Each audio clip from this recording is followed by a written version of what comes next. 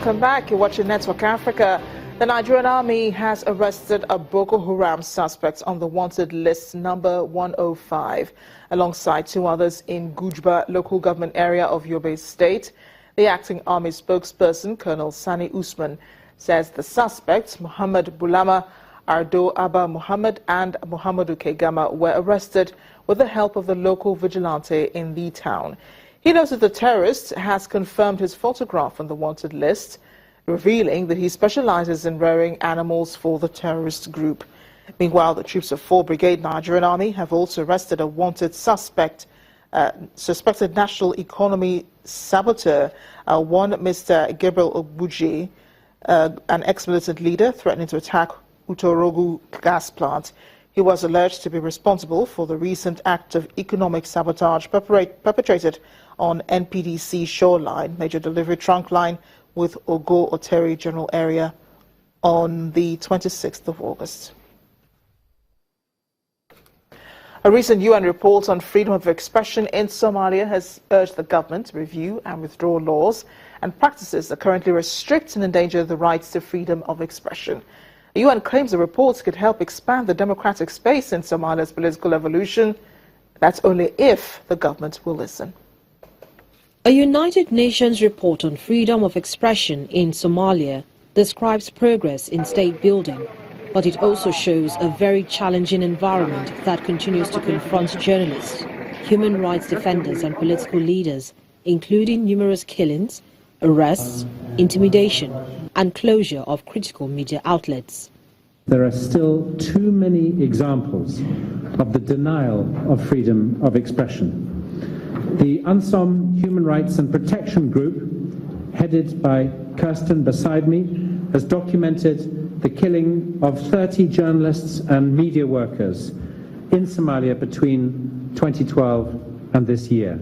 On indiscriminate arrests and attacks against journalists and media outlets, Keaton says United Nations Assistance Mission in Somalia recorded 120 cases of arbitrary arrests and detention of journalists, media workers and media outlets by members of the security forces between January 2014 and July 2016. The federal government should review and withdraw laws and practices that currently restrict and endanger the right to freedom of expression.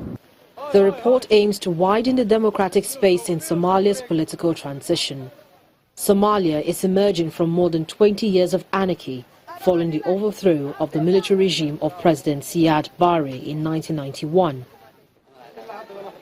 In 2012, a new internationally backed government was installed and Somalia has been inching towards stability.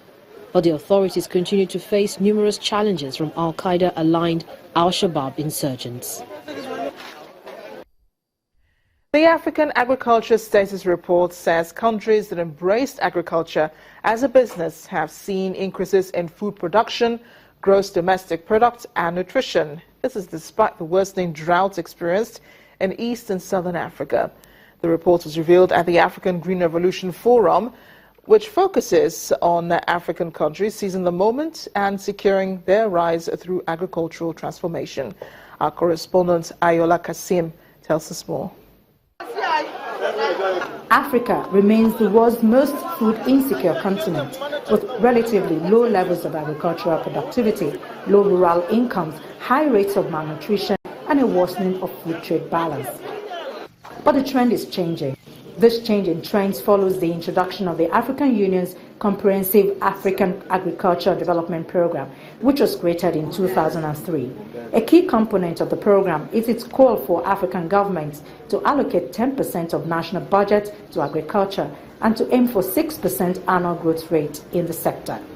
Countries that adopted the policies not long after its creation have seen productivity in the agricultural sector rise between 5.9 to 6.7%. The Alliance for a Green Revolution in Africa, which released this report, says the last 10 years have made a strong case for agriculture as the safest path for sustainable development. If African agriculture grows and prospers, not only will Africa feed itself better, but the whole price of food in world markets are going to be fundamentally different.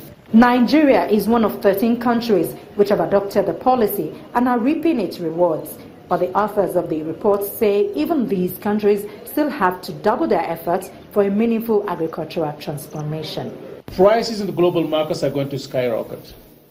Not only will we have missed the opportunity to sell and make money, everything we need to buy is going to be more costly to us. So the challenge is just big, okay? The opportunities are there.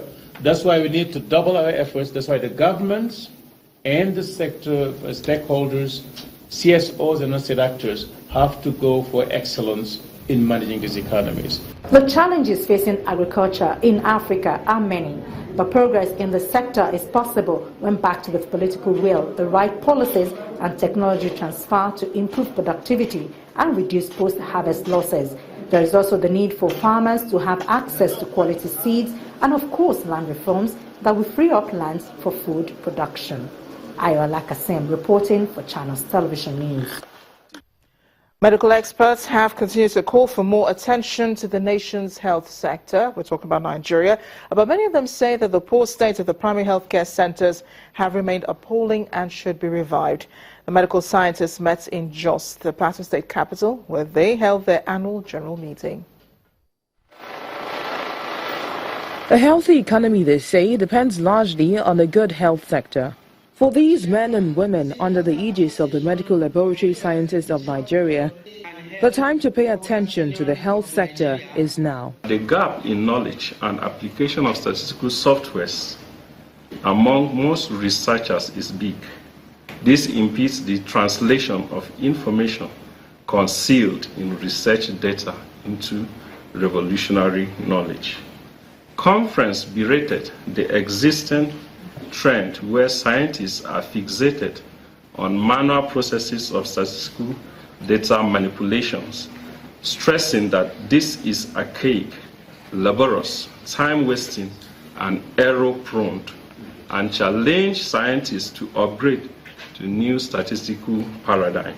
Other areas of interest to many of them is the provision of research facility, and this, they believe, will aid data gathering and provide more accurate results from medical tests.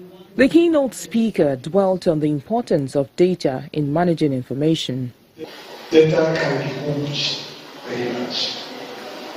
In some research, data is in a very, very large, unimaginable number.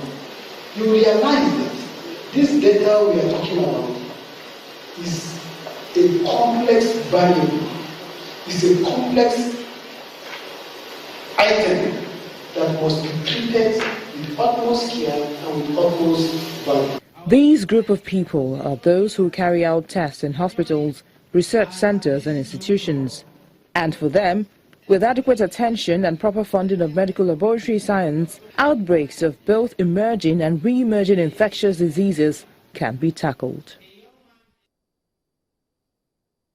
Still ahead on Network Africa, the mayor of Shwane shows he's not like any other mayor in South Africa. We'll find out why when we return. Please join us again.